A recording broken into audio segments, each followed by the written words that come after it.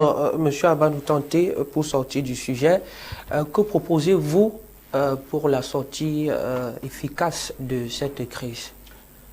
Well, I was saying once more again that here that to the best of my knowledge, from my observation, I understand that it seems as if the government is concentrated on seeking solution to the problem of the armed separatists. You know that the problem of armed separatists is different from the Anglophone problem itself, the problem that led to whatsoever we are going through today. So the government need to first of all look into the root cause of the crisis of the whatsoever is happening or the conflict that is happening in Northwest and Southwest region. Because if the government does not look at the root cause of the problem, even if solution to that problem comes now, bear with me, it's only the cosmetic solution. It will only be a solution that will not be long lasting. That's why we keep saying that this problem to be laid to rest once and for all. They need to look critically into the root cause of the problem. What happened? It's not only we don't just look to start looking at it from what happened in 2016 that led to whatsoever I had is going on today. Because before it happened in 2016, this is something that started since in 1961 up to date, and so before it led to the situation we have at hand. So, and we keep saying that this is an ideological problem. We don't solve an ideological problem with use of force. All these people, all those Anglophones we have been in the North and South region are out of Cameroon and within Cameroon, they already have that mentality of whatsoever, or the history of these people. And when they have an ideological problem, we should use a polite and sincere and inclusive way of looking solution to the problem, and not by the use of force. First of all, we say political problem. You solve a political problem in a political way. You don't solve a political problem with the use of violence. We all know very well that the violence, the military option that was taken by the government of the Cameroon has failed in having solution of the problem. Some people say that we don't concentrate maybe on condemning the activity of separatist fighters. We do condemn activities on both sides, but what is clear is that the separatists, these are unrecognized institutions. These are institutions that are not people that are not well recognized.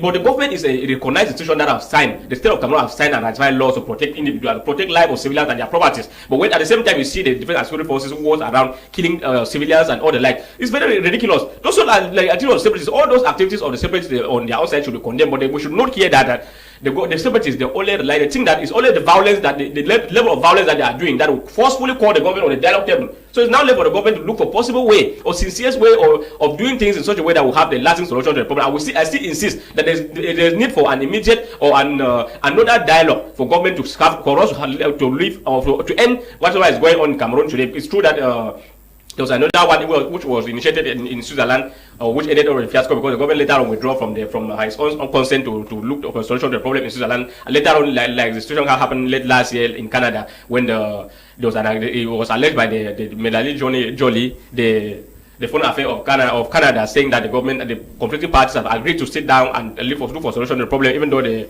Minister of Communication of Cameroon later on come out to denounce such that it was false, that the government of Cameroon had not mandated any international body to mediate for whatsoever concern, that there are still the solution to the ongoing crisis will come from the major national dialogue, and if we insist that the government needs to do everything possible to look for possible ways of talking with the other parties, not calling the friends of the same regime. You go talk to other parties, those that you are in conflict with them. You don't have a problem. You have a problem, look for your enemies and solve their problem with them. Don't go to your friends that do not have anything to do with whatsoever going on to look for problem to the solution.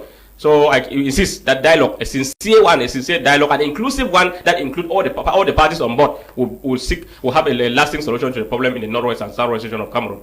Alors, M. Amadou Tanté propose pour sortir un deuxième grand dialogue national. Vous partagez le même avis avec lui?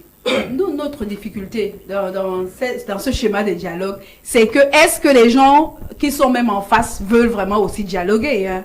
Parce que nous nous rappelons quand même du dialogue national où même les représentants de ceux qui étaient considérés comme les séparatistes avaient de la peine à se présenter au grand dialogue, parce qu'ils estimaient que s'ils arrivent au grand dialogue, ils vont être arrêtés, ils seront persécutés plus tard. Donc en réalité, est-ce qu'eux-mêmes sont déjà prêts à ce dialogue et à venir se présenter à la table du dialogue et à dialoguer sincèrement, parce qu'il y a cette attitude de rébellion et de refus catégorique de la proposition qui vient d'en face.